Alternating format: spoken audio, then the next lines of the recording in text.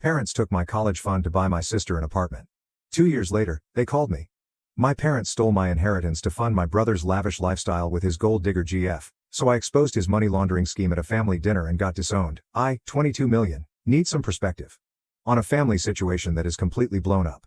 This is a long story, but I need to provide context to explain how things got to this point. I grew up in a middle-class family with my older brother Brian 25 meters and our parents. We lived in a decent neighborhood, and my parents both worked hard to provide for us. What made our household different was that my grandfather lived with us since I was 5 years old. From the beginning there was a clear difference in how my parents treated Brian and me.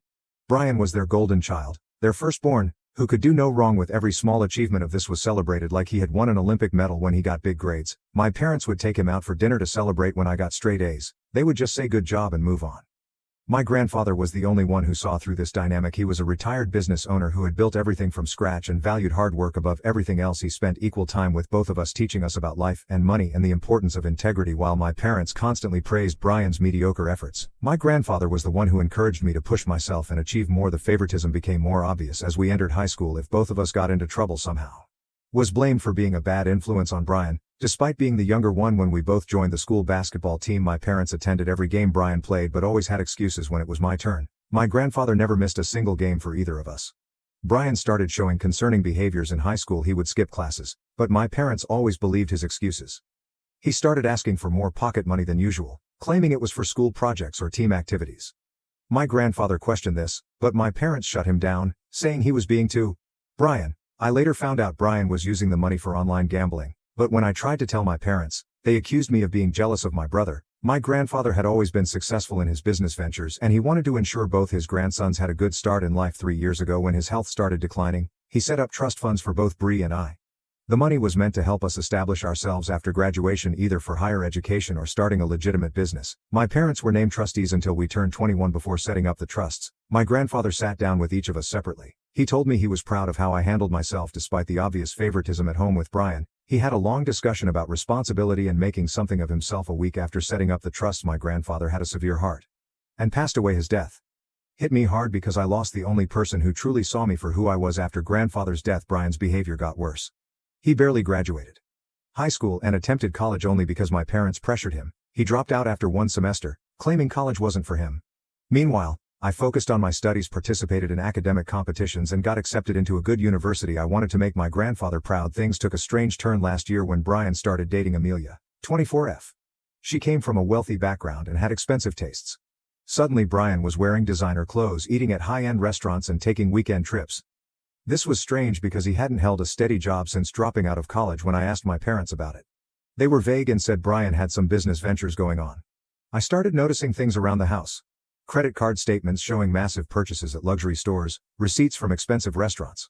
Charge casino slips in Brian's jacket. When I was doing laundry, I even overheard arguments between Brian and someone on the phone about paying back money, but every time I tried to bring this up with my parents, they shut me down. Last week, I turned 22 and decided it was time to access my trust fund. I wanted to pursue my master's degree, and the money would help cover my expenses. When I brought this up with my parents, their reaction was unexpectedly. They got quiet and exchanged nervous looks and asked me to sit down for a serious discussion. That's when they dropped the bombshell. They had been using money from both trust funds to help Brian because he was going through a rough patch. When I asked how much was left, they admitted they had used almost all of it, including my share. Their justification: Brian needed it more because he was planning to start a business. They said I could easily get scholarships for my studies, but Brian had no other options to make something of himself.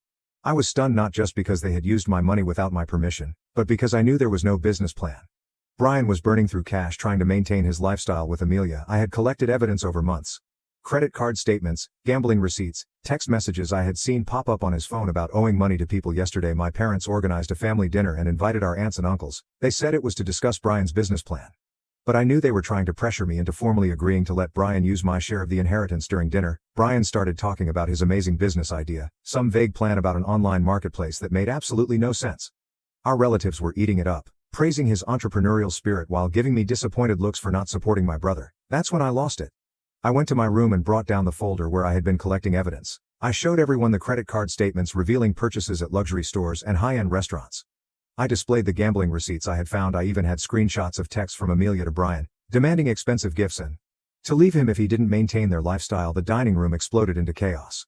Brian jumped up and started yelling that I had no right to go through his things. My parents were more outraged at me for exposing Brian for lying about everything. They said I had betrayed family trust and should be ashamed of myself. Our relatives were split.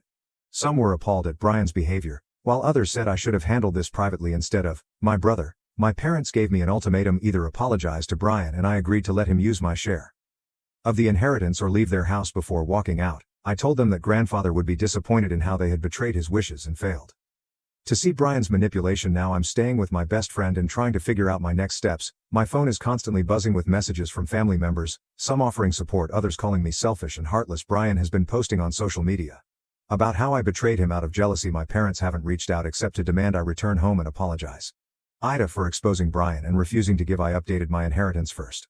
Want to thank everyone for their supportive comments and helpful advice. The past 2 weeks have been a roller coaster and I have a lot to share about what's happened since my last post following many of your suggestions. My first step was to contact a lawyer who specializes in trust law. I had to use most of my savings for the initial consultation, but it was worth every penny. The lawyer reviewed my grandfather's trust documents and confirmed what many of you suspected: my parents had no legal right to use my share of the trust fund for Brian. The terms were incredibly specific, something I hadn't known before. The money could only be used for education or starting a legitimate business with proper documentation and business plans that had to be approved by a financial advisor. The lawyer also discovered something interesting. My grandfather had included a clause that required my parents as trustees to provide annual accounting of how the money was being spent. They never did this. When I mentioned this to my aunt, mom's sister, she revealed that my grandfather had always been worried about my parents' tendency to enable Brian's behavior, which explained the strict conditions in the trust. After the legal consultation, I knew I couldn't continue staying at my friend's place indefinitely. I found a small apartment and used my remaining savings for the security deposit. When I went back to my parents' house to pack my remaining belongings, I discovered something that made my run cold. While cleaning out my desk drawer, I found a stack of papers that had gotten mixed up with my old school documents. These weren't just any papers. They were loan applications and credit agreements with my parents' names on them. At first I thought they were legitimate documents, but then I noticed inconsistencies in the signatures. Brian had apparently taken out several high-interest loans using our parents as guarantors, forging their signature on the documents. The amounts were staggering: multiple loans from different lenders totaling over $50,000. I remembered how my parents had been complaining about receiving strange calls from unknown numbers, which now made sense. They were probably debt collectors trying to reach them about these loans. I was torn about what to do with this information. Part of me wanted to keep it to myself out of spite, but I knew that would make me no better than Brian. So I made copies of everything and drove to my parents' house. When I showed them the documents, the color drained from their faces. My mom actually had to sit down. She was so shocked. That's when the truth started coming out. They called Brian home immediately, and for the first time I saw my brother break down completely. He confessed everything. He had been borrowing money from multiple sources to keep up with Amelia's expensive tastes and cover his gambling debts. He had convinced himself he could pay everything back once his business took off. When one loan wasn't enough, he took out another, creating a vicious cycle of debt. The final came when my mother called Amelia's parents to discuss the situation. That's when we learned that Amelia had already moved on to dating someone else. She had apparently dumped Brian as soon as she discovered he wasn't as wealthy as he'd led her to believe. Brian hadn't told anyone about the breakup and was still spending money trying to win her back. My parents were devastated, but their reaction still frustrated me. Instead of holding Brian accountable, they begged me to keep quiet about the forged documents. They offered to take out a mortgage on their house to repay my trust fund. They said we needed to handle this as a family to protect Brian's future. I refused, not because I didn't care about them, but because I could see this pattern continuing if someone didn't take a stand. I told them I was moving forward with legal action to recover my trust fund money. My mom cried. My dad shouted, but I stood firm. That's when things got. Brian showed up at my new apartment late one night. Clearly, he alternated between crying about how sorry he was and to ruin my life if I didn't withdraw the legal complaint. He said he knew things about me that would make my parents disown me. Complete lies, but he was desperate. Thankfully, I had the presence of mind to record everything on my phone. The next day I used the recording to get a restraining order against him. The family has split into two camps now. Some relatives, mainly the older generation, are taking Brian's side. They say I'm heartless for not helping family and that grandfather would be ashamed of me for taking legal action against my own parents, but others, including my grandfather's old friend who was also his lawyers, are supporting me. The lawyer friend sent me a letter revealing that my grandfather had suspected something like this might happen. He had seen warning signs in Brian's behavior over the years ago, which was why he had set up the trust with such strict conditions. I'm moving forward with the legal proceedings, even though it's breaking my heart to do this to my family. But every time I doubt myself, I remember my grandfather's words about the importance of standing up for what's right even when it's difficult. I've realized that sometimes the kindest thing you can do for someone is to stop enabling their destructive behavior, even if they hate you for it. Update: to the situation has evolved in ways I never expected. What started as a family dispute over inheritance has uncovered a web of lies and criminal activity that honestly terrifies me. During the legal proceedings for recovering my trust fund, my lawyer requested a detailed audit of all financial transactions related to both trust funds.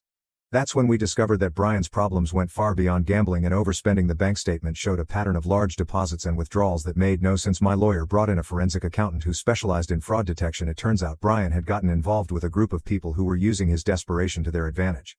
They had approached him at a casino when he was down on his luck and offered him what seemed like an easy way to make money. They would deposit large sums into accounts he opened, and he would withdraw the money in smaller amounts, keeping a percentage for himself. He thought he was helping them avoid taxes, but in reality they were using him to launder money from illegal activities. When confronted with this evidence, my parents finally broke down and revealed their own secrets. They had known about Brian's gambling problems since he was in high school. They found Bing slips in his room when he was 16 but decided to handle it quietly to protect his reputation instead of getting him help. They covered up his losses thinking he would grow out of it. They admitted to paying off his gambling debts multiple times over the years, first from their savings, then by taking out loans, and finally by dipping into the trust funds. They showed me a box full of IUS from Brian dating back years. Each time he had promised it was the last time, that he would change. Each time they believed him. The most surprising revelation came from an unexpected source. Amelia contacted me through LinkedIn saying she wanted to clear her conscience. We met at a coffee shop, and she brought along a folder of evidence. She admitted that she was initially part of the same group that had ensnared Brian in their money laundering scheme. Her role was to find vulnerable targets from wealthy families, people who were desperate for money and valid validation.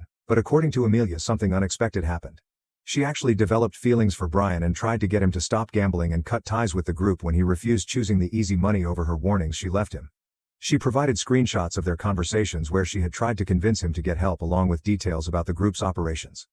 I took all this information to my lawyer, who immediately contacted the authorities. The police are now investigating the money laundering operation, and my parents are facing serious legal scrutiny for their mismanagement of the trust funds. They could potentially face criminal charges for their role in covering up the illegal activities, even though they claimed they didn't know about the money laundering. Brian has finally been forced to confront his demons. When the police showed up at our parents' house with a search warrant, he had a complete breakdown. He's now cooperating with the authorities and has agreed to enter a treatment program for his gambling addiction. The prosecutor has indicated that his cooperation might earn him some leniency, but he's still likely to face consequences for his role in the money laundering scheme. Some family members have suggested that I withdraw my complaints to protect everyone from legal consequences. They argue that Brian is finally getting help and pursuing legal action will only tear the family apart further. But I can't do that. The investigation has revealed that other families have been victimized by this group, and the authorities believe Brian's testimony could help bring down the entire operation. My parents are desperately trying to salvage what they can. They have hired their own lawyer and are attempting to negotiate a settlement for the trust fund money, but their actions have consequences. Beyond just the financial aspect, the bank has frozen their accounts pending the investigation, and they might lose their house if they're found to have knowingly facilitated money laundering through the trust fund accounts. I never wanted any of this to happen. I just wanted my inheritance to use for my education as my grandfather intended. Now I'm watching my family fall apart, and part of me feels guilty for setting these events in motion, but another part remembers what my grandfather always said about sunlight being the best disinfectant. Maybe this needed to happen for any real healing to begin. Update 3. After months of legal battles and family drama, things have finally reached a resolution. Though not the one anyone expected, the court proceedings concluded last week, and I wanted to share the final chapter of this story. The judge's ruling was clear. My parents were ordered to repay my entire trust fund share plus interest. To comply with the order, they had to sell their vacation home in the mountains, the one we used to visit every summer when Brian and I were kids. It was painful watching a piece of our family history being sold, but as my lawyer pointed out, they brought this on. Brian's situation has taken several turns. He completed the initial phase of his recovery program and has started working at an entry-level job at a local warehouse. The prosecutor, considering his cooperation in the money laundering investigation, offered him a plea deal with no jail time but 5 years of probation and mandatory addiction counseling. He took the deal last week. Brian sent me a lengthy email. He wrote about how he finally understands the damage he's caused, not just to himself but to everyone around him. He apologized for years of manipulation and for taking advantage of our parents' blind love. He even acknowledged how unfairly I was treated growing up. While part of me appreciates his honesty, I'm not ready to forgive him, yet some betrayals cut too deep to heal quickly. My parents' apology came with strings attached. They admitted they should have treated us equally and addressed Brian's problems years ago instead of enabling him, but they also wanted me to help them financially since they're struggling after selling the vacation home. They suggested I could drop the interest payment requirement from the court order and give Brian some money to help him get back on his feet. I refuse. Sometimes love means letting people face the consequences of their actions. The investigation into the money laundering group is ongoing. Amelia has turned state's witness and is helping the authorities track down other victims. She tried to contact me again, wanting to explain more about how she got involved in the scheme, but I blocked her number. Some chapters are better left closed.